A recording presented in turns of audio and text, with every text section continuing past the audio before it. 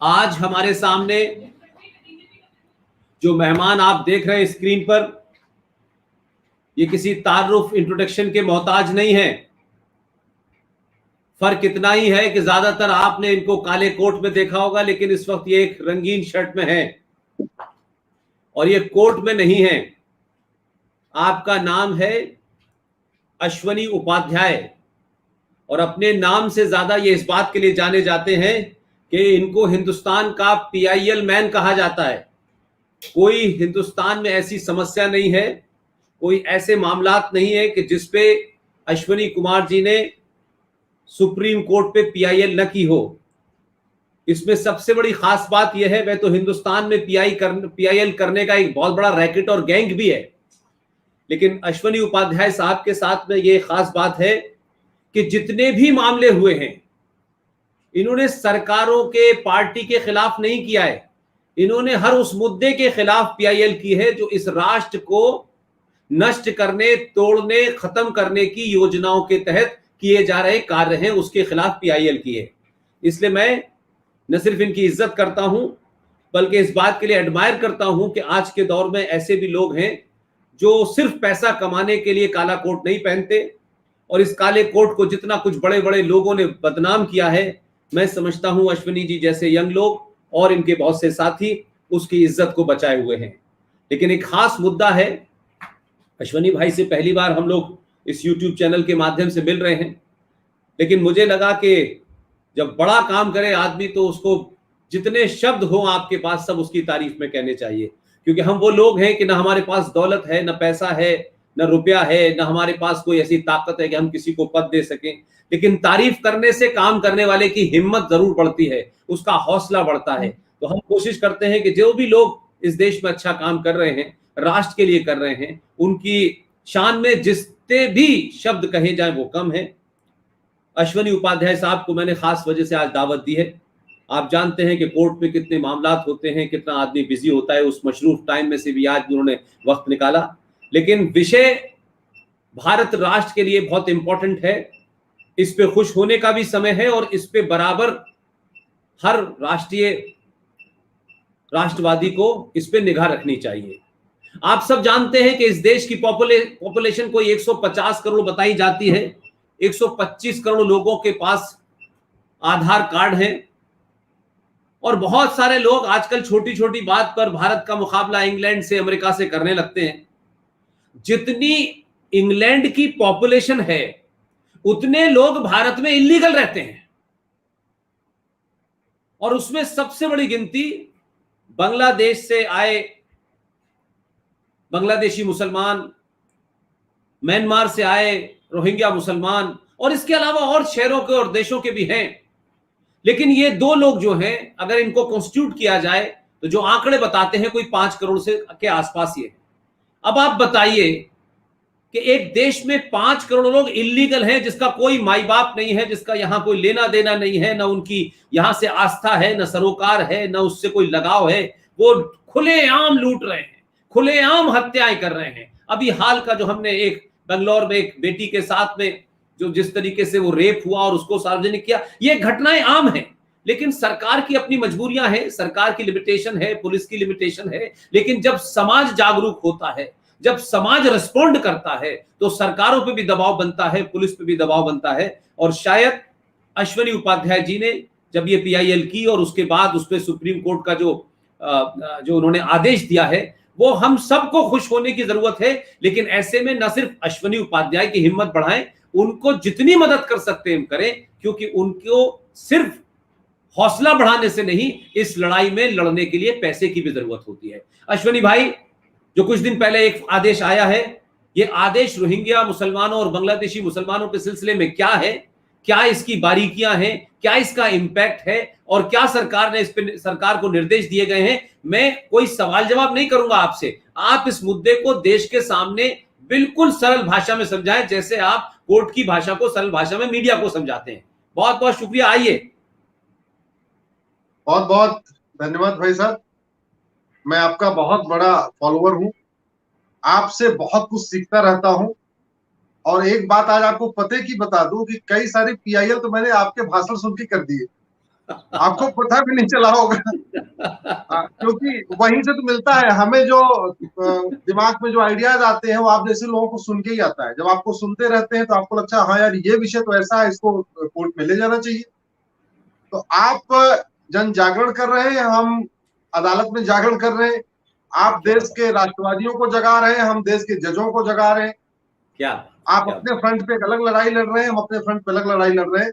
लेकिन सच्चाई यह है कि जो हमें मार्गदर्शन मिलता है, जो हमें अंदर से ये आत्मबल मिलता है, वो आप जैसे लोगों से ही मिलता है। बिल्कुल आपने सही कहा। आज भी मैं 2007 मॉडल के वैगनार से चलता हूं। हमारे साथ में जो सुप्रीम कोर्ट में वकील हैं, हमारे साथ के वकील मर्सिडीज से चलते हैं, बड़े बड़े बंगलों में रहते हैं, बड़े बड़े होटलों में खाना खाते हैं, घूमते हैं। हम तो 2007 मॉडल, लगभग 14.5 साल हो गया है, उसी वैगनार को यूज करते हैं। और पेट्रोल चूंकि महंगा है इसलिए हम सीएनजी यूज करते हैं, ये फैक्ट है। लेकिन यह है कि आप लोगों के आशीर्वाद से कोई निराशा नहीं है, कोई हताशा नहीं है, और देश के लिए लड़ने में कोई कमी नहीं। मैंने 100 से ज्यादा पीआईएल किया भाई साहब सुप्रीम कोर्ट में, बहुत सारे विषय। आर्टिकल 35 चैलेंज किया, आर्टिकल 370 चैलेंज किया, ट्रिपल तलाक चैलेंज किया, हलाला चैलेंज किया है, मैटर पेंडिंग है। पॉलीगैमी को मैंने पेंडिंग 5 जजों के सामने पेंडिंग है। इसके अलावा इलेक्शन रिफॉर्म पे करीब 25-30 पीआईएल है, पुलिस रिफॉर्म पे है, जुडिशियल रिफॉर्म पे है। यूनिफॉर्म एजुकेशन लागू करने के लिए मदरसों में, पूरे भारत में मदरसों को बंद किया जाए, यूनिफॉर्म एजुकेशन उस पे है।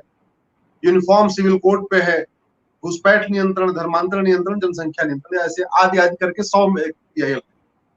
आज आपने जिस विषय को चुना है, हमें इसकी जरा पृष्ठभूमि समझिए। एक देश था पर्शिया, मात्र 5000 घुसपैठिए वहां पे गए खाड़ी देशों से, और 5000 घुसपैठियों ने वहां पे जाके अपना अड्डा जमाया।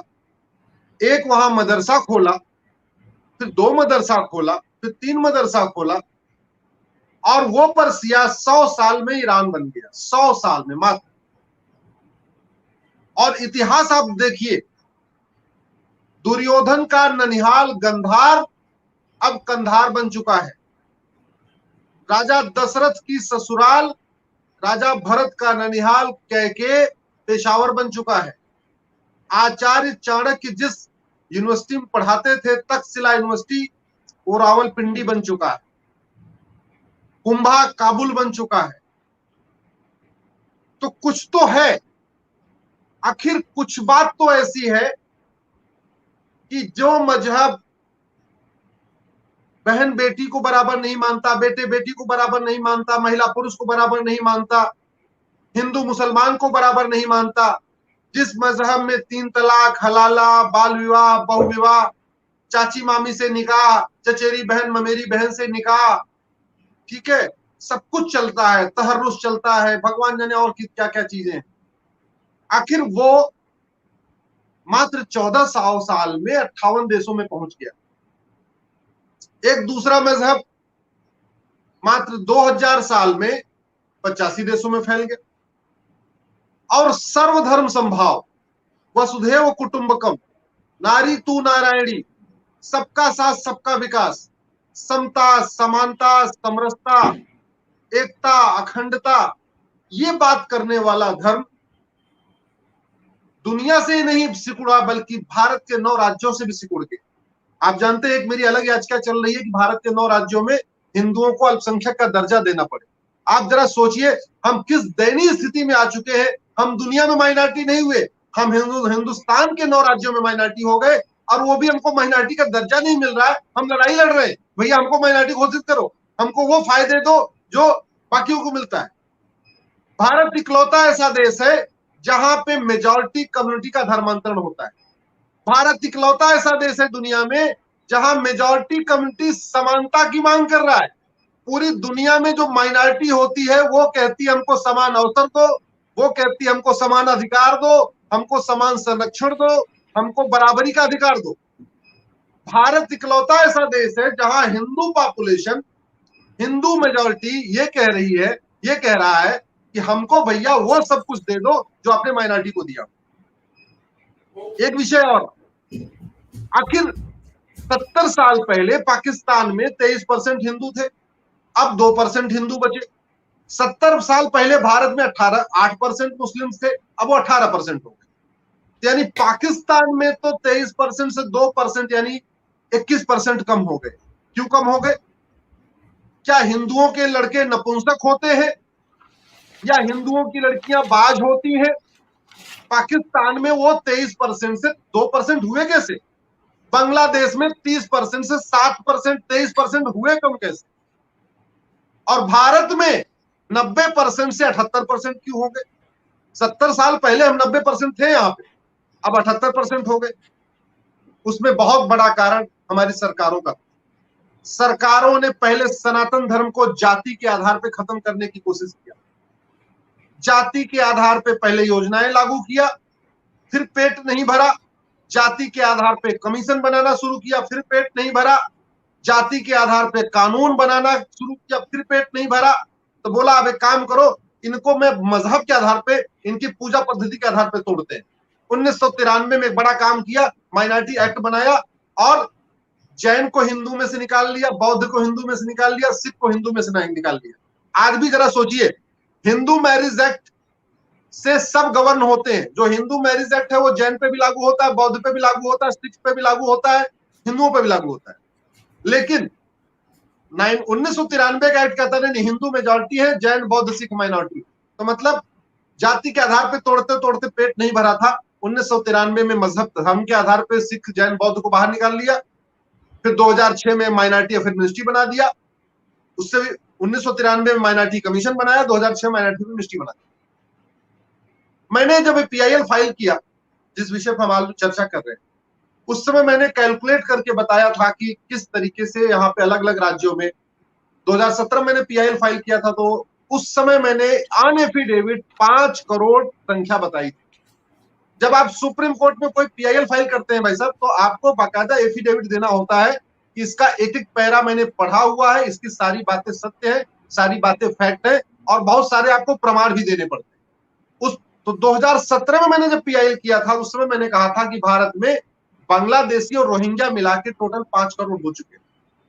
और मैं पीआईएल नहीं फाइल किया, फिर मैंने इसका दौरा करना शुरू किया। मैं मजनू का टीला गया, बवाना वाले एरिया में गया, महिपालपुर की रंगपुरी पहाड़ी के पास गया। दिल्ली में महिपालपुर की रंगपुरी पहाड़ी पे आप जाके देखो, 35 से 40 साल का रोहिंग्या है और 10 बच्चे का बाप बन चुका है। ऐसे लगता है कि प्लान्ड वे में जनसंख्या विस्फोट करने के लिए आया हुआ है। कोई ऐसा घुसपैठिया नहीं मिलेगा जिसके 10 से 15 बच्चे नहीं हो।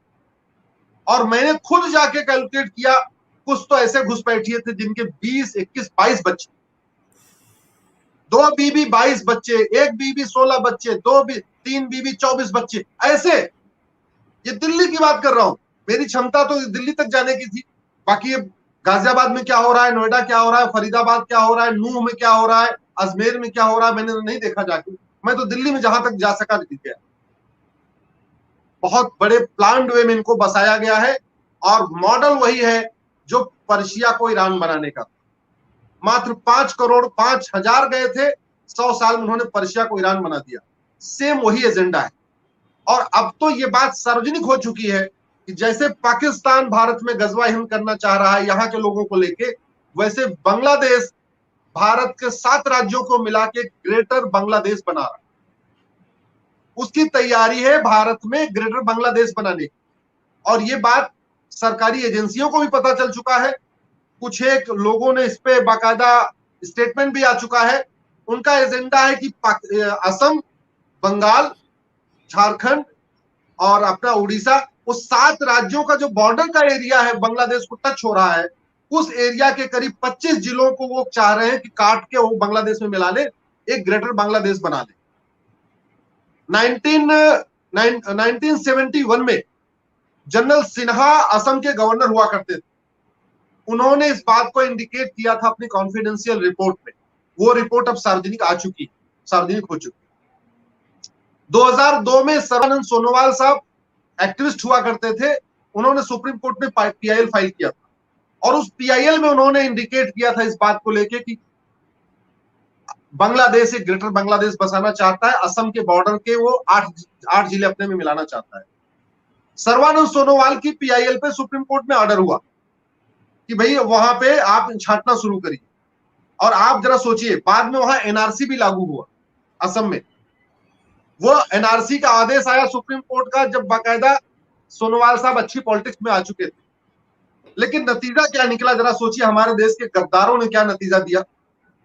इस सरकारी जो बाबू होते इन्होंने क्या किया, असम में घूस लेके उन्होंने घुसपैठियों का आधार बना दिया, घूस लेके उन्होंने घुसपैठियों का राशन कार्ड बना दिया, घूसपैठ लेके उन्होंने फिर ड्राइविंग लाइसेंस बना दिया।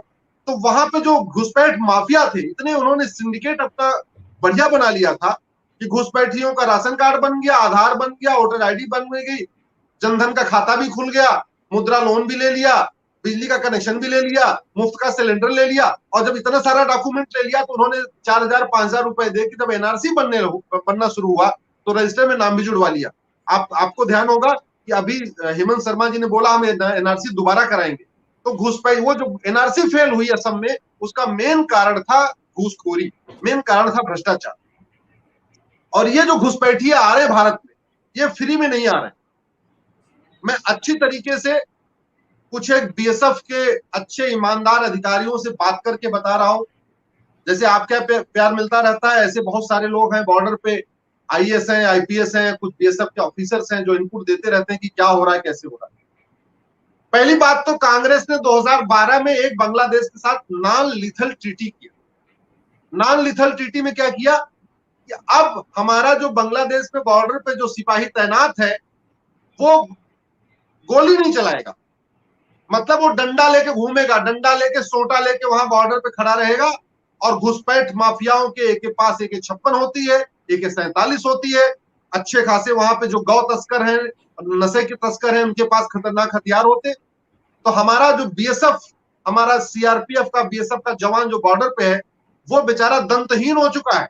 उसके सामने गाय की तस्करी होती रहती है और वो फायरिंग करते हुए, लहराते हुए निकल जाते हैं। वो क्या करे, बांग्लादेश सरकार के साथ नॉन लीथल ट्रीटी हो गई है, वो गोली चला नहीं सकते।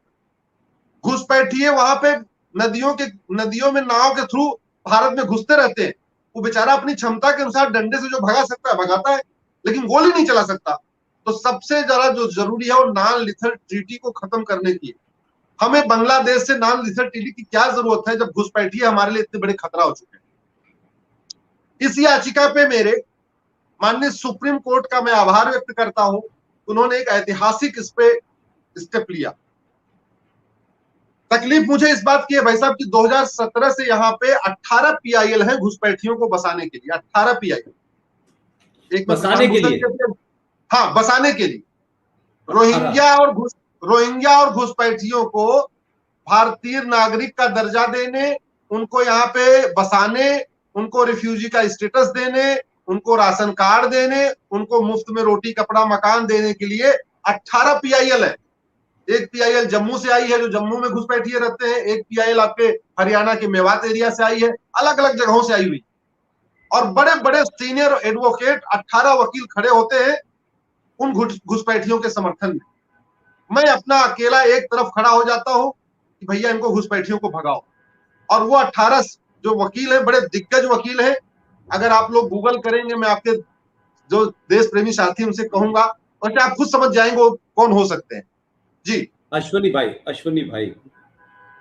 देखिए, हम जिस पोजीशन पे खड़े हैं, हम उन लोगों को सार्वजनिक लोगों के सामने एक्सपोज करते हैं ताकि देश में दो चार नहीं, ये जो कहां हमारे बीच में बैठे हैं, बड़े गणमान्य बने हुए हैं, बड़े महान बने हुए हैं, कम से कम आम जनता इनको नेम शेम कर सके।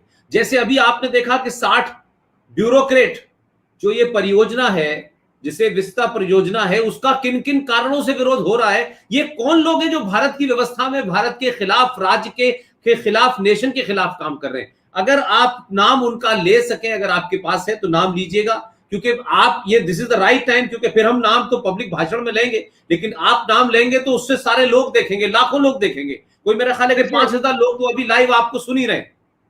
प्रशांत भूषण जी अपीयर हो रहे हैं रोहिंग्या बांग्लादेशियों के लिए। एक कोलिन गोंजाल्विस साहब हैं, वो अपीयर हो रहे हैं। अश्विनी कुमार साहब अपीयर हो रहे हैं, जो पूर्व कानून मंत्री थे। और भी 14-15 और भी सीनियर एडवोकेट्स हैं जो शैडो हैं, वो पॉलिटिकल पार्टी से जुड़े हुए लेकिन एक्टिवली दिखते नहीं है। इनके पास बड़ा कॉकस है, ये कुछ तो इनके एक्टिव है जो सामने आपको दिख जाते हैं, सिब्बल साहब हैं, अश्विनी कुमार जी हैं, सलमान खुर्शीद जी हैं, बाकी लोग हैं। बाकी इनके पास छुपे हुए भी हैं जो आपको, वो कहीं आपको पार्टी के उसमें कार्यक्रम में नजर नहीं आएंगे लेकिन पार्टी के एजेंडे को सुप्रीम कोर्ट में चलाते हैं। ये लोग, ऐसे लोग 18 लोग चला रहे हैं। तो हमारी ये पीआईएल, हमारी लड़ाई 2017 में शुरू हो गई। हमारी मांग ये थी, बेसिकली जो हमारी प्रेयर थी, detect, detain, deport all illegal immigrants with in 1 year. अगर आप लोग जो दर्शक हैं यहाँ पे हमारे साथी हैं, अगर गूगल करेंगे detect, detain, deport illegal immigrants Ashwini Upadhyay, उनको डिटेल मिल जाएगा, बहुत सारी लिंक मिल जाएगी। 2017 मैंने पीआईएल फाइल किया। चलते चलते चलते चलते अब जाके सुप्रीम कोर्ट को ये संज्ञान में आया। चूंकि पहले वो क्या कर रहे थे, उन्हीं लगातार उन्हीं को सुन रहे थे, वो रिफ्यूजी का दर्जा मिले कि न मिले, उनको रोटी कपड़ा मकान मिले कि न मिले, उनके बच्चों को स्कूल में, मतलब हद हो गई है। वो कह रहे हैं खाना भी दो, कपड़ा भी दो, घुसपैठियों के बच्चों को स्कूल में एडमिशन भी कराओ, बिजली भी दो, उनकी बड़ी दिक्कत हो रही है, उनको ह्यूमैनिटेरियन कंडीशन नहीं मिल पा रही है, उनको पसीना हो रहा है, उनको लाइट नहीं मिल रही, मतलब गजब का तमाशा हो रहा है। अब जाके माननीय सुप्रीम कोर्ट ने केंद्र सरकार के गृह मंत्रालय, कानून मंत्रालय और सभी राज्यों के चीफ सेक्रेटरी को नोटिस जारी कर दिया है कि 1 साल के अंदर इन घुसपैठियों को निकालने के लिए आपके पास क्या व्यवस्था है, आप व्यवस्था दिखाइए। अगली सुनवाई 6 जुलाई को होगी। 6 जुलाई के पहले पहले सभी राज्यों को और केंद्र सरकार को सुप्रीम कोर्ट को बताना है कि उनका एक्शन प्लान क्या है, किस तरीके से वो इनको ढूंढेंगे, किस तरीके इनको छांटेंगे, ढूंढने के बाद इनको कहां रखेंगे। क्योंकि मैं आपको बताऊं, असम में बहुत खेल हुआ है और असम से बहुत कुछ सीखने की भी जरूरत है। असम में क्या हुआ, वो पकड़ के लाते थे, थाने में रखते थे, बाउंड्री 6 फीट को होती थी, वो पता चला 300 ला के वहां रखे बाउंड्री के अंदर और उसमें 100 गायब हो गए और उनको ढूंढ रहे। तो पहले ढूंढने में उतनी ऊर्जा जाती है पुलिस की, फिर उनको वापस फिर ढूंढने में उतनी ऊर्जा जाती है। इसलिए मैंने जो पीआईएल किया है उसमें कहा है कि सरकार डिटेंशन सेंटर बना ले, पहले ही उनको लाए, उनको पहले डिटेंशन सेंटर में डाले। एक इनका ड्रामा ये होता है कि वो लेडी प्रेग्नेंट हो गई थी, उसको हॉस्पिटल में एडमिट करो, इसलिए हमने कहा डिटेंशन सेंटर भी लेडीज का अलग होना चाहिए, जेंट्स का अलग होना चाहिए, इनको अलग अलग बंद करो। ये एक साथ रहेंगे तो पता चला इनके हमेशा प्रेग्नेंट बने रहेंगे, इनकी प्रेगनेंसी खत्म नहीं होती है, ये हर साल प्रेग्नेंट हो जाती है, इसलिए इनका डिटेंशन सेंटर भी अलग अलग होना चाहिए। और फिर इनको डिपोर्ट करें। डिटेंशन सेंटर इसलिए मैंने अपनी याचिका में कहा है क्योंकि ऐसा नहीं हो सकता आप पकड़ के लाओ और अगले दिन आपको बांग्लादेश तैयार हो जाए लेने के लिए, अगले दिन आपको म्यांमार लेने के लिए तैयार हो जाए। हो सकता है आपको 6 महीने रखना पड़े, 8 महीने रखना पड़े, लेकिन उनको बाहर मत छोड़िए। ये बाहर चोरी कर रहे हैं, बाहर अपराध कर रहे हैं, बाहर हमारे भारतीयों के हिस्से की रोटी कपड़ा मकान छीन रहे, भारतीयों के हिस्से की रोजी रोटी छीन रहे, रिक्शा चलाने लग गए हैं, बाकी लेबर वाला काम करने लग गए हैं। तो एक तरीके से ये हमारे देश में जो रोजगार हमें भारतीयों को मिलना चाहिए तो रोजगार भी छीन रहे। अपराध तो बढ़ा ही रहे, अपराध तो इनका मेन पेशा है। और ये जहां पे 100-150 हो जाते हैं वहां पे लोगों का पलायन शुरू करा देते हैं। मैं आपको कई ऐसे भी मेरे पास एग्जाम्पल हैं जहां घुसपैठियों ने मजबूर कर दिया भारत के लोगों को पलायन करने के लिए। इतनी गंदगी से रहते हैं, हड्डी फेंक देंगे, रोज वहां बकरा काट काट के गर्दन फेंकते रहेंगे। हिंदू होता है बहुत सॉफ्ट, वो ज्यादा गंदगी बर्दाश्त नहीं कर पाता, वो पलायन करना शुरू कर देता है। आज तक भारत में आपने देखा कभी कोई घुसपैठिया पलायन नहीं करता, लेकिन हिंदू पलायन कर देते हैं। कैराना में भी करते हैं, अलीगढ़ में भी करते हैं, नूरपुर करते हैं, हर जगह करते हैं। एक जो बड़ी समस्या आ गई है इस कोविड काल में, इस कोरोना महामारी का जो सबसे बड़ा फायदा मिला है वो घुसपैठियों को मिला। ये उनके लिए ये आपदा उनके लिए एक अवसर बन गया।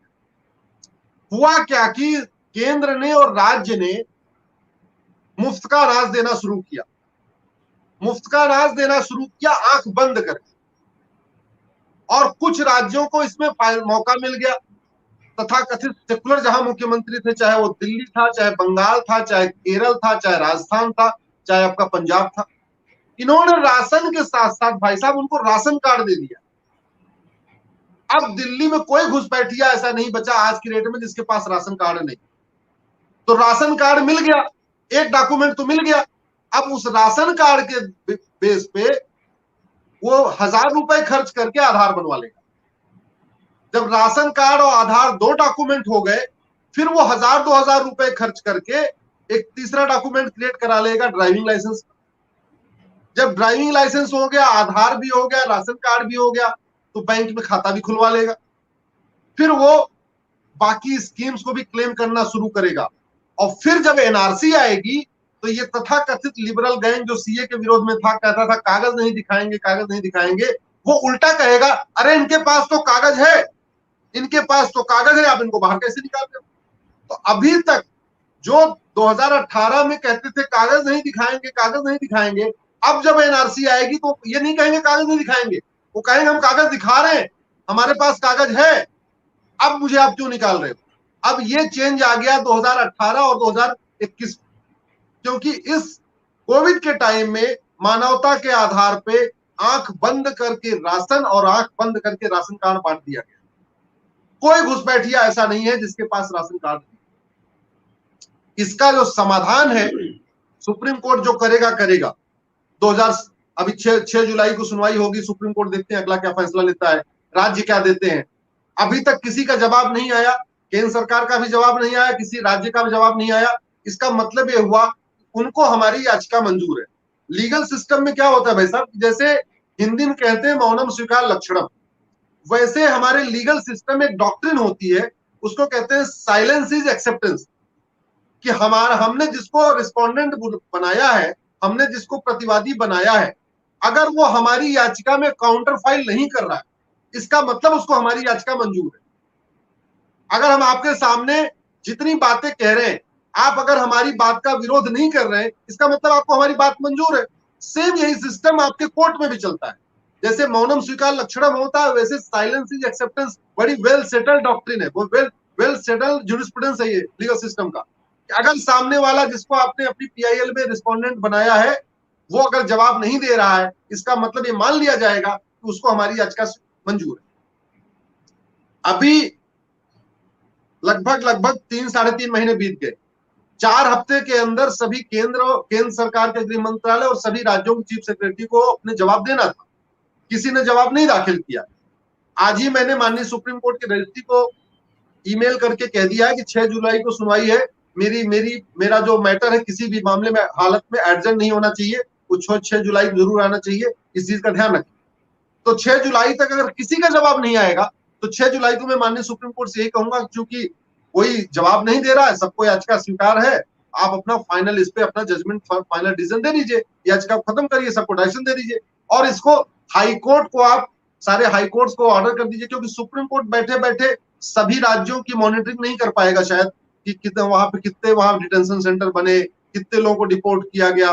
तो मैं कोशिश ये करूंगा कि हाई कोर्ट के लिए डायरेक्शन मांग लूं, क्योंकि हर राज्य में अपनी हाई कोर्ट है, वो हाई कोर्ट वहां बैठे बैठे वहां उनकी मॉनिटरिंग करता रहेगा। अकेले सुप्रीम कोर्ट शायद 35 राज्यों की मॉनिटरिंग करना उसके लिए मुश्किल हो जाएगा। विषय ये आता है कि ये जो एक तरीके से ये एनआरसी है, हमारी जो याचिका है, इसको आप इनडायरेक्ट में एनआरसी कह सकते हैं। ये एनआरसी है, detect, detain, deport illegal immigrants का मतलब भारत में एनआरसी लागू करना, क्योंकि आपको अगर डिटेक्ट करना है, डिटेन करना है, डिपोर्ट करना है, आप बिना एनआरसी यानी बिना एक रजिस्टर बनाए कर ही नहीं सकते। हमको जो खतरा नजर आता है वो असम का आता है, हमको दूसरा खतरा नजर आता है जो 2018 में सीए के बाद हुआ। इसका समाधान जो मुझे समझ में आता है, इस देश में कोई भी काम भाई साहब, देश विरोधी काम फ्री में नहीं होता। देशभक्ति के सारे काम फ्री में होते हैं। आप अपना सारा काम धाम छोड़ के दिन रात इसी काम पे लगे हो। मैं भी सुप्रीम कोर्ट में अच्छी खासी जो पैसा कमा सकता था वो काम धाम छोड़ के पीआईएल में लगा हुआ हूं। तो जो देशभक्त हैं, जो देश के समर्थक हैं, वो तो फ्री में काम करते हैं, लेकिन देश विरोधी एक भी काम फ्री में नहीं करता। मैं कई ऐसे तथाकथित बुद्धिजीवियों को जानता हूं जो बाकायदा 3 से 4 लाख रुपए लेते हैं देश विरोधी लेख लिखने के लिए। कुछ तो वाशिंगटन न्यूयॉर्क टाइम्स में भी लिखते हैं, वाशिंगटन पोस्ट में भी लिखते हैं, सबको पता है वो कौन कौन लोग हैं या लोगी हैं, जो भी है, महिला है या पुरुष, सबको पता। तो इस देश में दलित बनाम सवर्ण करने की जो फंडिंग होती है, हवाला के जरिए कालाधन से होती है। अगड़ा बनाम पिछड़ा करने की जो फंडिंग होती है वो हवाला से होती है। ब्राह्मण बनाम ठाकुर करने की फंडिंग हवाला से होती है।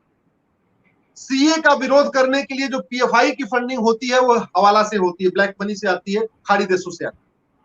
इस देश में कट्टरवाद फैलाने की फंडिंग हवाला से होती है, पत्थरबाजी की फंडिंग हवाला से होती है, जमीन जिहाद की फंडिंग हवाला से होती है, मदरसा जिहाद की फंडिंग, जितने भी तरीके के जिहाद हैं सबकी फंडिंग हवाला से होती, काले धन से होती है। माओवादियों की फंडिंग काले धन हवाला से होती है, नक्सलियों की फंडिंग हवाला काले धन से होती है, पूर्वोत्तर के अलगाववादियों की फंडिंग हवाला काला धन से होती है। और मैं तो कुछ ऐसे भी लोगों को जानता हूं जो 50-50 हजार रुपए लेते हैं ट्वीट करने के लिए। उनके सोशल मीडिया में अच्छे फॉलोअर हैं, किसी के 7 लाख फॉलोअर हैं, किसी के 8 लाख फॉलोअर हैं ट्विटर पे और फेसबुक पे। वो देश विरोधी ट्वीट करने के लिए भी 50,000 से 1 लाख लेते हैं एक बार ट्वीट करने का। इसलिए जो साथी यहाँ जुड़े हुए हैं, अगर वो सोच रहे हैं कि फला तो बड़ा, वो ये फला पत्रकार तो हमेशा देश विरोधी काम करता है, फला आदमी देश विरोधी काम करता है, तो अच्छी तरीके से समझ लीजिए वो फ्री में नहीं करता, उसको पैसा आता है। इस देश में कोई एक भी देश विरोधी ऐसा नहीं है जिसके पास काला धन नहीं है, बेनामी संपत्ति नहीं है, आय से अधिक संपत्ति नहीं। मैं सोल्यूशन की तरफ आ रहा हूं क्योंकि सुप्रीम कोर्ट का ऑर्डर मिल जाएगा, मुझे 90% पूरा फुल कॉन्फिडेंस है। पहले ऑर्डर हो चुका है, फाइनल ऑर्डर भी मिल जाएगा हमें कि हाँ भैया ठीक है एनआरसी लागू करो, अब इनको भगाओ। लेकिन जो खतरा हमको है वो असम एनआरसी फेल कैसे, उस पर हम बात कर रहे हैं। इस देश में जो जितने भी देश विरोधी काम है सबकी फंडिंग हवाला के जरिए होती है, ब्लैक मनी से होती है। कुछ एक लोगों को तो बाकायदा एनजीओ बना रखा है, एफसीआरए उन्होंने ले रखा है, एफसीआरए उनका एनजीओ रजिस्टर्ड है। उनको पश्चिम देशों से, यूएस से, यूके से, यूरोप कंट्रीज से बड़ी मात्रा में फंडिंग होती है। कुछ एक ऐसे लोग जिन्होंने एनजीओ नहीं बनाया है उनको खाड़ी देशों से होती है। और एक नया मॉडल आपको बताना चाहूंगा, शायद बहुत कम लोगों को पता होगा। एक नया मॉडल ब्लैक मनी का निकल आया है खाड़ी देशों से। हमारे यहां जो लोग बाहर नौकरी करते हैं उनको इनकम टैक्स रिटर्न फाइल करने की जरूरत नहीं होती। अब वो अरब में, कुवैत में, कहीं पे वो नाई है, धोबी है, बाल काटता है, कपड़ा प्रेस करता है, पंचर बनाता है, जो कुछ करता है, वो उसको जो तनख्वाह मिलती है उसको अपने इनकम टैक्स में दिखाने की जरूरत नहीं। तो हो क्या रहा है, उसकी तनख्वाह मान लीजिए कुवैत में 1,000 रियाल यानी साल के 12,000 रियाल। अब उसको 12,000 रियाल के बदले उसको 20,000 रियाल दिया जा रहा है। उसको करना क्या है कि सारा का सारा पैसा अपने बैंक में ट्रांसफर करना है, 12,000 रियाल अपना रख लेगा, 8,000 रियाल उसको बता दिया जाएगा कि फला की मस्जिद में जाके तुम्हें पहुंचा देना। ये जो एक्स्ट्रा उसको 8,000 रियाल मिला है उसको इंडियन करेंसी में चेंज करके फला मदरसे पे पहुंचा देना है, उसको सब वहीं से गाइडेंस हो जाएगा। ये एक ऐसा मॉडल है जिसपे सरकार भी कुछ नहीं कर पा रही है क्योंकि पैसा वो पूरी तरीके से व्हाइट में आ रहा है, काला धन है, वो काला धन, लेकिन बाकायदा बैंक के थ्रू आ रहा है और लीगलाइज होके आ रहा है। क्योंकि उसको कितनी तनख्वाह मिलती है, कितनी नहीं मिलती है, इससे सरकार से कोई लेना देना नहीं। वो जो नाई वहां पे दाढ़ी बना रहा है, बाल बना रहा है जाके दुबई में, उसको 1,000 रियाल मिलता है या 2,000 रियाल मिलता है, सरकार से कोई लेना देना नहीं। अब वहां से वो 1,000 रियाल भेजे या 2,000 रियाल भेजे अपने अब्बू के खाते में, उससे सरकार से कोई लेना देना नहीं। अब वहां से डायरेक्शन आ गया, भैया 1,000 रियाल तुम्हारा, जो शेष 500 रियाल है इसको तुम फला मौलवी को पहुंचा दो, फला मदरसे में पहुंचा दो, फला मस्जिद में पहुंचा दो। हो गई बात। ये मॉडल चल रहा है भारत में और बहुत बड़े मात्रा में। सरकारी एजेंसियां भी कुछ नहीं कर पा रही इस मामले में, कुछ कर ही नहीं सकती है। ये हमें सोचने की जरूरत है क्या करना। दूसरा, इस देश में आप जब तक इस देश में घूसखोरी नहीं बंद करेंगे, काला धन नहीं बंद करेंगे, तब तक आप देश विरोधी एक्टिविटीज को कंट्रोल नहीं कर पाएंगे। जैसा मैंने आपको पहले बताया, हर एक एक्टिविटी ब्लैक मनी से हो रही है, हवाला के जरिए हो रही, काले धन से हो रही। आप 50,000 रुपए से महंगी प्रॉपर्टी को आधार से लिंक कर दीजिए, 50,000 रुपए से महंगी संपत्ति को आधार से लिंक कर दीजिए। 2018 में माननीय प्रधानमंत्री जी ने कहा भी था करने के लिए, मुझे समझ में नहीं आ रहा अभी तक वो क्यों डिले हो गया। और इस पे मेरी पीआईएल भी चल रही है कि 50,000 रुपए से महंगी संपत्ति को आधार से जोड़ा जाए। जिस दिन ये काम होगा तो दिल्ली में सरकार को बैठे बैठे पता चल जाएगा कि बंगाल के बॉर्डर पे किस व्यक्ति के पास कितनी प्रॉपर्टी है, उसकी डेली महीने की इनकम कितनी है और वास्तव में उसके पास संपत्ति कितनी है। जब आपने बेनामी संपत्ति आधार के थ्रू पकड़ लिया, फिर सरकार उसको नोटिस दे के पूछ सकती है, भैया ये तू कमाता तो सब साल के 4 लाख रुपए, संपत्ति इकट्ठा कर रहा है तो साल के जो है 20 लाख रुपए, 30 लाख रुपए, ये आ कहां से रहे पैसा। और हमने दुनिया के कई देशों में भाई साहब काला धन, बेनामी संपत्ति, आय से अधिक संपत्ति 100% सीज करने और आजीवन कारावास और फांसी देने का कानून है। चाइना में अभी 3-4 महीने पहले एक फैक्ट्री के मैनेजर को मात्र 2 लाख घूस लेने पे फांसी दे दिया, फांसी सीधे, मात्र 2 लाख घूस लिया था। हमारे देश में तो कॉमनवेल्थ घोटाला 70,000 करोड़ का हुआ, 1,76,000 करोड़ का 2G घोटाला हुआ, 1,76,000 करोड़ का कोयला घोटाला हुआ। ये सारे घोटालेबाज गोल्फ खेल रहे हैं बाहर बैठ। चिदंबरम साहब तो गमले में करोड़ों रुपए की क्या बोलते गोभी उगा दिए थे। शरद पवार साहब के घर में जो है बैगन पैदा हो गया था शायद 12-14 करोड़ का। हमारे यहाँ जब तक ये गमले में गोभी उगाने वाले, घर में बैगन उगाने वाले, घर में आलू 12-12 करोड़ की आलू पैदा करने वाले, जब तक इनको आप बाहर रखोगे, ये आपको ना एनआरसी लागू करने देंगे, न यूनिफॉर्म सिविल कोड लागू करने देंगे, न आपको यहाँ पे धर्मांतरण नियंत्रण कानून बना देंगे। ये बार बार सड़क पे आएंगे और नंगा नाच करेंगे जैसा सीए के टाइम में किया। आप काला धन, बेनामी संपत्ति, आय से अधिक संपत्ति 100% जब्त करने के लिए कानून बनाइए, माननीय प्रधानमंत्री जी से मेरा आग्रह है। और उसी कानून में हो कि जिसके पास काला धन, बेनामी संपत्ति मिलेगी, इसको हम फांसी नहीं तो आजीवन कारावास देंगे। भाई साहब एक हफ्ते के अंदर भारत में ना आपको फारूक अब्दुल्ला नजर आएंगे, ना उमर अब्दुल्ला नजर आएंगे, ना अकबर ओवैसी नजर आएगा, ना दूसरा ओवैसी नजर आएगा, ना आपको राहुल गांधी नजर आएंगे, ना सोनिया गांधी नजर आएंगे, ना प्रियंका गांधी नजर आएंगे, ना वाड्रा नजर आएंगे, ना नेता मुलायम सिंह नजर आएंगे, ना लालू यादव का पूरा परिवार नजर आएगा। ये सारे के सारे या तो आपको कुवैत में मिलेंगे या तो आपको लंदन में मिलेंगे। और ऐसा नहीं उनको जाकर वहां किराए पर रहना है, इन लोगों ने एडवांस में बना रखा है। ये काला धन, बेनामी संपत्ति के मालिक जितने सफेद पोश हैं, इनको पता है कि क्या पता भारत में कभी दिक्कत आ जाए, कोई ऐसा आ जाए, कोई ऐसा कानून बना दे तो क्या करेंगे। इन्होंने पहले ही स्विट्जरलैंड में, लंदन में, दुबई में, यहां वहां इन्होंने अपने बंगले, अपने फ्लैट खरीद के रखे हुए कि अगर जाना पड़े तो बस टिकट कटवाना, सीधे चले जाना। जिस दिन हमने ये कानून बना दिया 100% सीज करने का, आपकी पीएफआई साफ हो जाएगी, क्योंकि पीएफआई जिंदा है तो केवल और केवल काला धन, बेनामी संपत्ति से। हमने काला धन, बेनामी संपत्ति 100% जब्त करने और आजीवन कारावास देने के लिए कानून बना दिया। ये आपके मौला, मौलवी, तथा कथित यहाँ पे जो आपका ये कुतुब मीनार में जामा मस्जिद का शाही इमाम, बरकती टाइप के लोग, ओवैसी टाइप के लोग, ये सारे आपको भारत के बाहर नजर आएंगे। और एक बड़ी बेसिक सी बात है भाई साहब, अगर आपको अच्छा घर बनाना होता है, अगर आप नए प्लॉट पे घर बनाते हैं, तब भी पहले आप खरपतवार साफ करते हैं, वहां पे अच्छी तरीके कंकड़ पत्थर साफ करते हैं, तभी आप अच्छा घर बना पाते हैं। अगर आप पुराने घर पे भी अच्छा घर बनाना चाहते हैं तो पुराने घर पे उसी दीवार को यूज करके आप अच्छा घर नहीं बना सकते। पुराने घर पे भी फिर आपको उसको जमींदोज करना पड़ता है, उसको समतल करना पड़ता है, वहां पे जो पुरानी ईंट, गारा, मिट्टी, बालू सफाई करनी पड़ती है, तभी आपका बढ़िया घर बनता है। भारत में इस समय हमें इन घटिया कानूनों को बदलने की जरूरत है। 1860 का इंडियन पिनल कोड जो अंग्रेजों ने बनाया था, आज भी चल रहा है। 1861 का जो पुलिस एक्ट है, आज भी चल रहा है।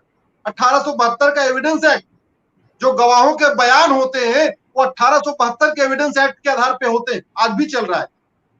यही कारण है आज तक 71 साल हो गए संविधान लागू हुए, किसी एक भी नेता की 100% प्रॉपर्टी सीज नहीं हुई, किसी एक भी लुटेरे नेता, नौकरशाह को आजीवन कारावास नहीं हुआ। क्यों नहीं हुआ? क्योंकि ये 1860 का इंडियन पिनल कोड, 1861 का पुलिस एक्ट, 1872 का एविडेंस एक्ट, ये अंग्रेजों ने अपनी प्रोटेक्शन के लिए बनाया था, आम जनता को न्याय देने के लिए नहीं बनाया था। उन्होंने भारत को लूटने के लिए बनाया था। यहाँ पे एक कलेक्टर सिस्टम बनाया जो टैक्स कलेक्ट करता था, उस कलेक्टर के नीचे डिप्टी कलेक्टर बनाया था जो तहसील लेवल पे टैक्स कलेक्ट करता था। और कलेक्टर और डिप्टी कलेक्टर को टैक्स कलेक्ट करने में कोई दिक्कत ना आ पाए, उसके लिए उन्होंने थाने बना दिए थे। तो ये थाने पहले भी वसूली के अड्डे थे, आज भी वसूली के अड्डे बने हुए हैं। पहले ये वसूली किया करते थे अंग्रेजों के लिए, आज वसूली करते हैं नेताओं, नौकरशाहों के लिए। तो काम वही चल रहा है। इसलिए मैं कह रहा हूं, अगर हम इस भारत को सुरक्षित करना चाहते हैं, इस भारत में वास्तव में एक नया भारत बनाना चाहते हैं, इस भारत में वास्तव में राम राज्य लागू करना चाहते हैं, इस भारत को वास्तव में विश्व गुरु बनाना चाहते हैं, तो वर्तमान व्यवस्था पे नहीं बन पाएगा। ये मैं बहुत माफी के साथ कह रहा हूं। आपको इस पूरी व्यवस्था को ढहाना पड़ेगा और मोदी जी अगर इसको नहीं कर पाए तो कोई नहीं कर पाएगा, मैं ये भी लिख के देता हूं। ये इतना बड़ा काम है कि मोदी जी जैसे दिलवाला ही कर सकता है, मोदी जी ही कर सकते हैं जिसकी नीयत बड़ी साफ है, नीति बड़ी स्पष्ट है। केवल और केवल हम सब देशवासियों को उनके साथ सपोर्ट में खड़े होना है, क्योंकि उनके ऊपर भी बड़ा दबाव होगा, उनके ऊपर भी बड़ा प्रेशर होगा। हो सकता है अंदर से ही प्रेशर हो, बाहर का प्रेशर नहीं होगा, विदिन पार्टी प्रेशर होगा।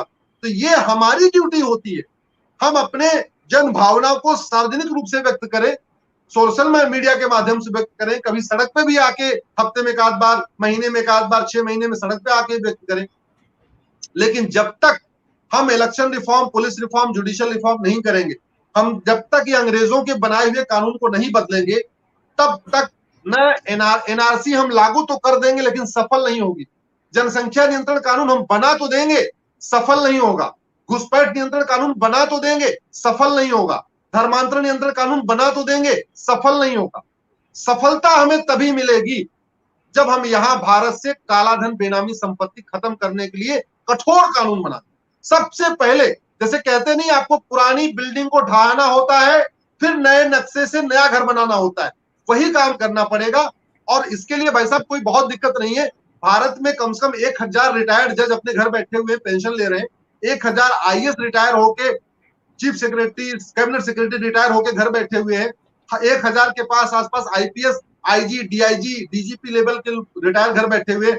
हमारे जैसे वकील भी हैं जो मुफ्त में सरकार के लिए काम करना चाहते हैं। आप जैसे लोग हैं जो अपने, आपका एक्सपीरियंस है, अपने अलग तरीके का जो आपका यूनिक एक्सपीरियंस है, आप जैसे लोग इनपुट देने के लिए तैयार है, मुफ्त में देने के लिए तैयार है, पैसे से नहीं चाहिए। सरकार को इनको, इस टैलेंट को हमें रोक करना चाहिए, इस टैलेंट को रोक करना चाहिए। और रोक करके पहले, सबसे पहले ऐसी हम व्यवस्था बनाए कि यहां ईमानदार आराम से घूमे और काला धन, बेनामी संपत्ति वाले 1 हफ्ते के अंदर भाग जाए। वो भाग गए, उसके बाद आप यहाँ कुछ भी करते रहिए, कोई चू नहीं करने वाला। और वो हमने नहीं किया तो फिर वही होगा, सीए के बाद जो शाहीन बाग हुआ था, वैसे एनआरसी के बाद भी शाहीन बाग होगा, जनसंख्या नियंत्रण कानून के बाद भी एक नया शाहीन बाग हो जाएगा, धर्मांतरण नियंत्रण कानून बनाएंगे तब भी शाहीन बाग होगा। सबसे पहले भ्रष्टाचार मिटाना जरूरी है, और भ्रष्टाचार मिटाना कोई बहुत बड़ी बात नहीं है। केवल और केवल करना क्या है भाई, भारत में 80 करोड़ लोग गरीब हैं आज की डेट में। 80 करोड़ गरीब का मतलब उनकी पर डे की जो खर्चा है वो 50 रुपए से कम है। सर्वे बताता है कि 80% लोग पर डे 100 रुपए से कम खर्च करते हैं। तो जब 80% लोग 100 रुपए से कम खर्च करते हैं तो 100 रुपए से बड़ी नोट की जरूरत ही नहीं है, क्योंकि जो 20% लोग 100 रुपए से ज्यादा खर्च करते हैं उनके पास पेटीएम है, आधार है, भीम है, यूपीआई है, डेबिट कार्ड है, क्रेडिट कार्ड है, दुनिया भर चीजें हैं, फिर कोई दिक्कत नहीं। हमने अगर 100 रुपए से बड़ी नोट बंद कर दिया, 5000 रुपए से महंगे सामान का कैश लेन देन बंद कर दिया, हमने लिमिट लगा दिया कि 4999 तक का सामान है एमआरपी, आप कैश खरीदिए, 5000 रुपए या उससे ऊपर हुआ फिर आप कैश खरीद ही नहीं सकते हो।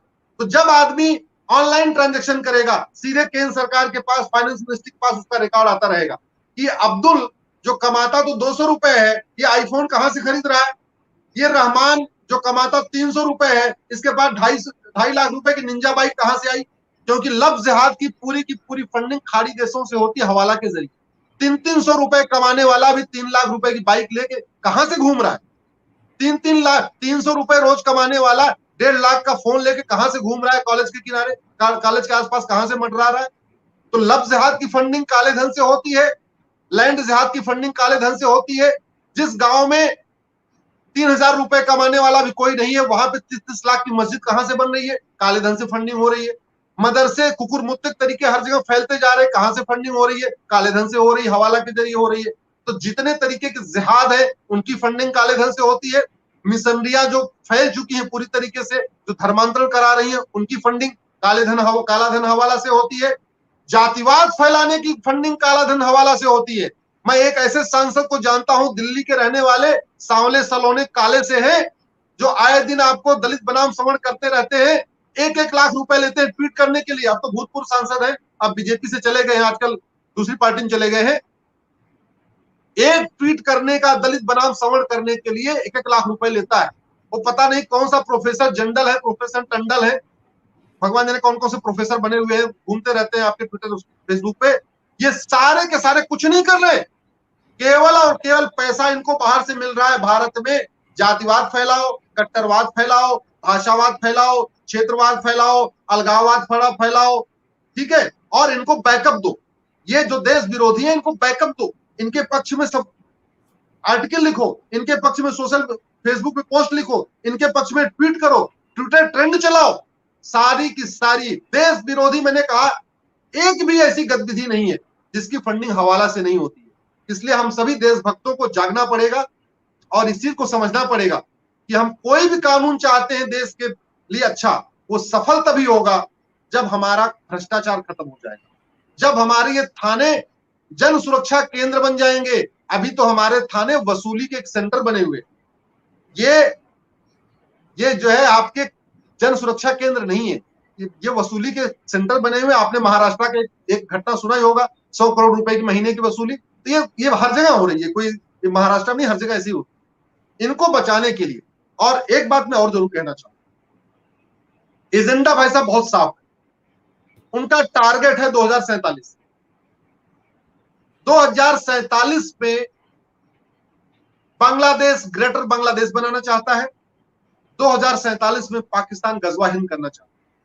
और दुर्भाग्य तो ये कि भारत में बैठे हुए जिनके कभी पूर्वज हमारे ही हिंदू हुआ करते थे, वो उसमें पूरे साथ में खड़े हो चुके हैं।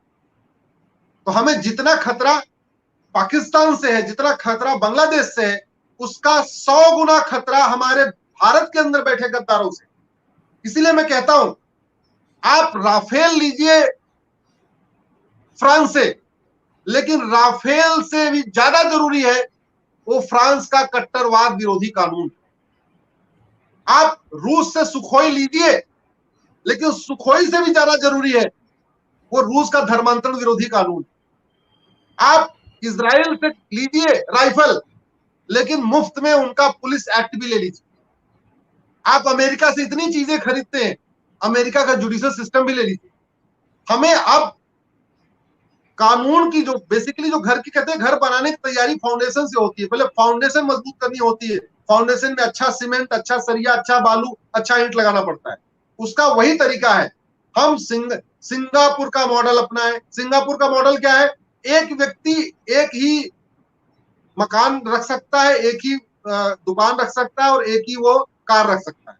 अगर उसको मान लीजिए 2 BHK ले लिया, उसको लगता है वो छोटा है, तो वो 2 BHK बेचेगा तभी 3 BHK खरीद सकता है।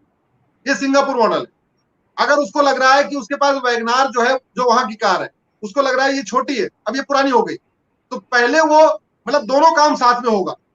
जब वो नई खरीदने जाएगा, उसको NOC देने पड़ेगा कि आज की डेट में हमारे पास कोई कार नहीं है, जो एग्जिस्टिंग कार है इसका हमने सौदा कर दिया। ये सिंगापुर मॉडल है। मैं अमेरिका का बताता हूं।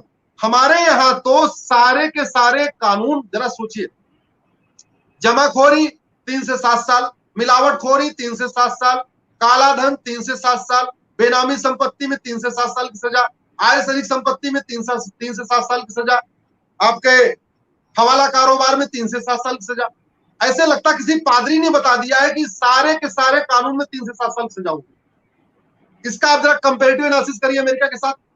अमेरिका में मिनिमम 10 इयर्स की सजा होती है, जो 200 साल तक चलती है। अगर मैं अपने दर्शकों से कहूंगा, एक बार आप गूगल करिए लॉन्गेस्ट सेंटेंसेस, तो पता चलेगा आदमी की जिंदगी तो 80 साल, 90 साल, 100 साल होती है।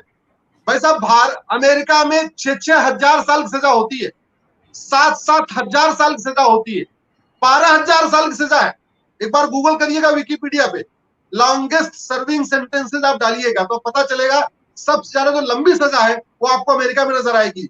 हवाला कारोबार पे 12,000 साल, किसी ने बलात्कार किया था 30-35 बच्चियों से, उसको शायद 5600 साल।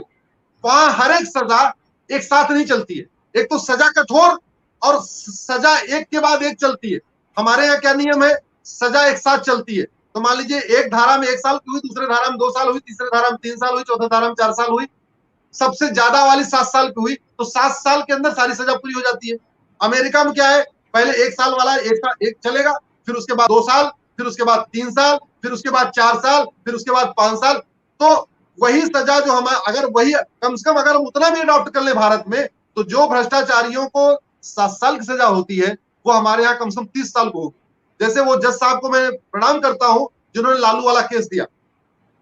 सजा जो कानून है वो 3 से 7 साल का है, लेकिन लालू का जो चारा घोटाला था वो जज साहब ने उसको कंसेक्टिव कह दिया। बेसिकली सजा का हमारे सीआरपीसी में अंग्रेजों ने अपना सिस्टम बनाया था, हमारे सीआरपीसी ने जज को पावर दे दिया सेक्शन 31 में कि जज चाहे तो सजा को कंसेक्टिव कर दे, चाहे तो कॉन्करेंट कर दे। उन्होंने बनाया क्यों था, क्योंकि जज सारे होते थे अपने, अंग्रेज जज होते थे, यहाँ के इंडिया वाले तो जज होते नहीं थे। तो कभी ऐसी नौबत आए वो देखते रहते थे, अच्छा ये ज्यादा देशभक्त है इसको कंसेक्टिव कर दो, ये थोड़ा सेकुलर है, ये अच्छा है, अपना नेहरूवादी टाइप का है, इसको कॉन्करेंट करो, कॉन्करेंट कर दो, 2-3 साल में छूट जाएगा। ये सावरकर टाइप का है, ये आपका तिलक टाइप का है, ये सुभाष चंद्र बोस टाइप का है, इसको कंसेक्टिव करो। तो जो सजा 3 साल 4 साल में खत्म हो सकती है वो सजा आपकी 20 साल बढ़ जाती है। जैसे लालू यादव को चारा घोटाले में 30 साल की सजा हुई, 30 साल कैसे हो गई, प्रिवेंशन ऑफ करप्शन एक्ट में घूसखोरी में जो सजा है वो 3 से 7 ही साल है, लेकिन जज साहब ने क्या किया, उसको कंसेक्टिव कर दिया, मतलब एक पहले एक खत्म होगी, फिर दूसरी चलेगी, फिर तीसरी चलेगी, फिर चौथी चलेगी, तो 30 साल होगी। तो भारत सर और उस प्रावधान को मैंने सुप्रीम कोर्ट में चैलेंज किया है। आशा करता हूं सुप्रीम कोर्ट वो सेक्शन 31 जो जज को ये पावर देता है कि सजा कंसेक्टिव होगी या कॉन्करेंट होगी, शायद सुप्रीम कोर्ट खत्म कर देगा, तो हमारे देश में भी सजा एक के बाद एक मिलना शुरू हो जाएगी। अमेरिका में ऐसे ही है, अमेरिका में तो सिंपल घूसखोरी पे भी 70 साल 80 साल की सजा होती है। हमारे यहाँ 1,86,000 करोड़ का 2G घोटाला करने में जो एक सचिव थे गुप्ता जी, उनको 2-2.5 साल की सजा हुई, जरा सोचिए आप। और प्रॉपर्टी सीज करने का कोई प्रावधान ही नहीं है भाई। अगर कोई आदमी 10,000 करोड़ का घोटाला कर ले, आपने उसकी प्रॉपर्टी सीज नहीं किया, तो 3 साल जेल में भी रह लेगा, क्या फर्क पड़ता, 3 साल जेल में चला जाएगा, बड़े बड़े वकील कर लेगा, सिब्बल साहब सिंघवी साहब जैसे बड़े दिग्गज वकील, वो क्या करेंगे, उनको 1 साल हॉस्पिटल में शिफ्ट करवा देंगे, 1 साल कहेंगे किडनी खराब हो गई अभी एम्स में इलाज कराना है, 1 साल कह देंगे जी यहाँ करना है, कुछ ऐसे चल जाएगी, उनका 3 साल ऐसे देखते देखते टाइम पास हो जाएगा। 10,000 करोड़ तो घर में आ गया, तो 3 साल इधर उधर करने में क्या दिक्कत है। इसलिए हमें यहाँ पे वो इंफ्रास्ट्रक्चर बदलने की जरूरत है, पुलिस रिफॉर्म, जुडिशियल रिफॉर्म करने की जरूरत है, ये हमने कर दिया। फिर अगर हमने राष्ट्र में पूरे देश के स्तर पे हमने समान शिक्षा लागू किया, वो भी सफल हो जाएगा, कोई चू नहीं करेगा। हमने घुसपैठ, जैसा आप कई बार आपको सुनता रहता हूं, आपकी जो सबसे बड़ी आशंका यही है कि जनसंख्या नियंत्रण कानून सफल कैसे होगा, मैंने कई बार आपको सुना। उस सफल होने का भाई साहब एक ही कारण है, आप यहाँ के खरपतवार हटाओ, आप ऐसे लोगों को यहां से भगाओ जो यहाँ पे जगह जगह सेकुलरिज्म के नाम पे, हिंदू गंगा जमनी तहजीब के नाम पे, संविधान की बात करके, ये बात करके कोई सुप्रीम कोर्ट चला आ रहा है, कोई शाहीन बाग चला जा रहा है, आप उसको भगाओ ना। चलो माना आपने अगर कठोर कानून बना दिया तो ठीक है, हम कहते 1,000-2,000 भाजपा के समर्थक भी चले जाए तो जाए। अरे 2047 में हमारा देश गुलाम हो जाएगा, 2047 में ये संविधान खत्म करने की पूरी प्लानिंग चल रही है, न संविधान बचेगा, न सेकुलरिज्म बचेगा, न सनातन धर्म बचेगा, फिर हम करेंगे क्या। हम कहते हैं अभी हमारे चले जाए। अगर हमारे 2,000 भाजपा के समर्थक जेल में जाने से इस देश में कम से कम 1 लाख सेकुलर लिबरल लुटेरे भाग जाए देश छोड़ के, मैं कहता हूं सौदा सस्ता है, सौदा सस्ता है। और वैसे भी जो परमाणु बम बनाया जाता है उसको चलाना नहीं पड़ता, परमाणु बम एक ही बार चला अमेरिका और जापान के बीच, उसके बाद कभी चला नहीं, जरूरत ही नहीं पड़ी, जबकि परमाणु बम सबके पास है। हमने जिस दिन अपना कानून परमाणु बम जैसा बना दिया कि काला धन बेनामी संपत्ति 100% सीज होगी, आज सारी संपत्ति वालों को फांसी देंगे, आजीवन कारावास देंगे, ये बड़े डरपोक होते हैं। ये जो आपको सुबह सुबह राहुल गांधी, सोनिया गांधी, प्रियंका गांधी भाषण देती नजर आ रही है, ये भाई साहब यहाँ से 1 हफ्ते के अंदर कहेंगे हम तो इलाज कराने जा रहे हैं, लौट के नहीं आएंगे, यहाँ पे ये पलट के नहीं आने वाले। और हमने जब ये काम कर लिया उसके बाद कुछ भी करते रहे, कोई फर्क नहीं पड़ता। ये बहुत जरूरी है, मुझे लगता है आप भी इस बात से सहमत होंगे, आपके जितने इस समय चाहने वाले देख रहे हैं हमको, वो भी इस बात से सहमत होंगे इस देश में हमें अब मेंटेनेंस से बात नहीं बनेगी, ओवरऑलिंग करनी पड़ेगी। व्यवस्था में छोटा मोटा पैच लगा के काम नहीं चलेगा। हमको इस व्यवस्था को एकदम समाप्त करके नई व्यवस्था लागू करनी पड़ेगी। और नई व्यवस्था है, इस देश में बहुत सारे इंटेलेक्चुअल्स हैं जो आपको सिंगापुर के अच्छे अच्छे कानून, अमेरिका के अच्छे अच्छे कानून, फ्रांस के अच्छे कानून, चाइना के अच्छे कानून आपको देने के लिए तैयार बैठे हैं। आप जरा सोचिए, लखनऊ में कमलेश तिवारी मारा गया, उसके बाद हमने क्या प्रिवेंटिव या करेक्टिव एक्शन लिया? कुछ नहीं किया। फ्रांस में एक व्यक्ति का गला काटा गया, उन्होंने चौराहे चौराहे को कार्टून लगवा दिए। आओ देखते हैं तुम कितने गले काटोगे। बड़ी सीधी सी बात, अगर आप डिबेट नहीं कर पा रहे हो, आप हत्या कर रहे हो, इसका मतलब आपके पास जवाब नहीं। जैसे आजकल यति नरसिंहानंद जी वाला मामला चल रहा है, यति नरसिंहानंद से किसी की बहस करने की हिम्मत नहीं पड़ रही। वसीम रिजवी के साथ कोई बहस करने के लिए तैयार नहीं है, बस गला काटेंगे। बस उनका एक ही एजेंडा, इसका गला काट दो, इसकी जीभ काट दो, बोलने ना पाए। अरे अगर तुम वास्तव में फैक्ट हो, वास्तव में अगर उनकी बातों में तुम्हें लगता है तुम्हारे पास जवाब है, तो जवाब आके दो, खुली बहस करो, खुलेआम चर्चा करो। देश समझ जाएगा कि तुम सही हो या वसीम रिजवी सही है, तुम सही हो या यति नरसिंहानंद सही है, कौन सही है कौन गलत है, इसका फैसला देश पे करने दो ना। तुम छुप के हिंदू बन के, कलावा पहन के, ये पहन के, वो पहन के गला काटने की कोशिश कर रहे हो। मुझे लगता है कि अब इसलिए हो रहा है। मैं आपको एक एग्जांपल देता हूं, बंगाल में इतनी हिंसा क्यों हो रही? क्योंकि पुलिस मूक दर्शक बनी हुई। और पुलिस मूक दर्शक क्यों बनी हुई है? क्योंकि 1861 का कानून चल रहा है। भाई साहब, मैं पिछले 20 साल से समस्याओं की रूट कॉज एनालिसिस करता हूं। बेसिकली मैं वकालत के पहले इंजीनियर हुआ करता था। अंतिम नौकरी मैंने मारुति में किया था, जो मारुति का, और तब ये मारुति प्राइवेट कंपनी नहीं थी, अब तो ये मारुति सुजुकी हो गई। जब मैं नौकरी करता था तो ये मारुति उद्योग लिमिटेड था। ये गवर्नमेंट का, सेंट्रल गवर्नमेंट का PSU था। ये भारत सरकार की कंपनी। उस दौरान चूंकि वहां जापान के लोगों से आना जाना हुआ, बहुत सारी ट्रेनिंग होती है, बहुत सारी चीजें होती है। जापानियों का बड़ा सीधा सा फंडा है, अगर किसी मशीन का एक बोल्ट या एक नट बार बार खराब हो रहा है तो नट बदलना नहीं पहले ना, ये नहीं कि नट खराब हो गया नट बदल देना, पहले ये बताओ वो नट खराब क्यों। उसको कहते हैं वाई एनालिसिस, उसको कहते हैं रूट कॉज एनालिसिस। हम जितनी भी समस्या है इसकी वाई एनालिसिस करें। वाई एनालिसिस मतलब हर समस्या में वाई लगाएं। और जापान का ये कहना है कि किसी भी आज तक ऐसी कोई समस्या नहीं है जिसमें आपको 5 बार वाई लगाना पड़े। उनका कहना तीसरी चौथी वाई लगाते ही आपको समस्या का रूट कॉज मिल जाएगा। 5वीं वाई तो बहुत एक्सेप्शनल केस होती है। भाई आप जो भी समस्या है आप उसमें वाई लगाओ, एक वाई लगाओ। उदाहरण के लिए सड़क बार बार क्यों टूटती है? भ्रष्टाचार। नहीं, मटेरियल खराब है, मटेरियल क्यों खराब है? फिर वाई लगा दीजिए, भ्रष्टाचार।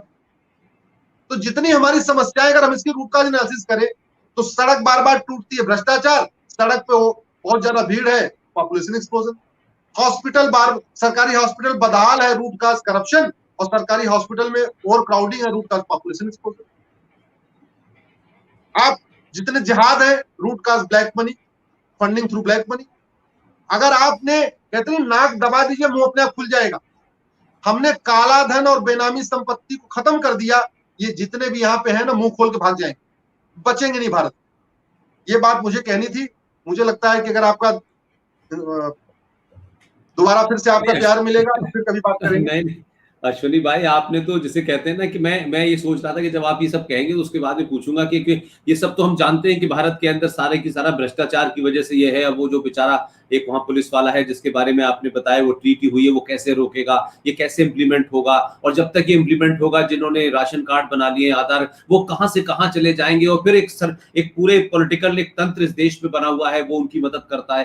तो ये मुझे कभी कभी लगता था कि ये सिलसिला चलता रहेगा, लेकिन क्या ये जमीन पे उतर पाएगा? क्योंकि पुलिस भ्रष्ट है अपनी जगह, और जो नेता हैं, जो पॉलिटिकल पार्टीज हैं। मुझे याद है क्या कहते हैं कि हैदराबाद से कोई 30-35 किलोमीटर दूर एक जगह हुआ करती थी। मैं जब वहां स्पीच देने गया तो मुझे लोग ले गए, बोले साहब यहाँ 25-30 साल पहले एक पेड़ हुआ करता था।